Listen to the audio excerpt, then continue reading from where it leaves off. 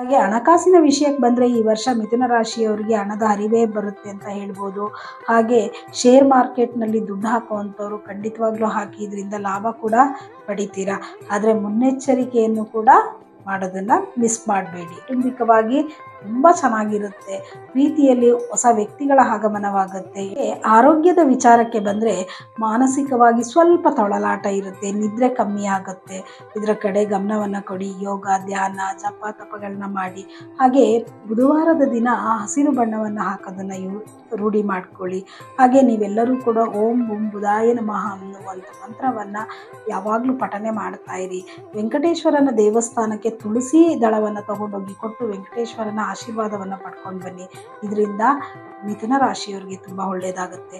ಹಾಗೆ ನನ್ನ YouTube channel ಆದ ಆಸ್ಟ್ರೋ ತಾರಿಣಿ ಹೋಲಿಸ್ಟಿಕ್ ಸೆಂಟರ್ನ ನೀವೆಲ್ಲರೂ ಸಬ್ಸ್ಕ್ರೈಬ್ ಮಾಡ್ಕೊಳ್ಳಿ. ಯಾರ್ಯಾರು ಸಬ್ಸ್ಕ್ರೈಬ್ ಮಾಡಿಲ್ಲ ಅವರೆಲ್ಲರೂ ಕೂಡ ಸಬ್ಸ್ಕ್ರೈಬ್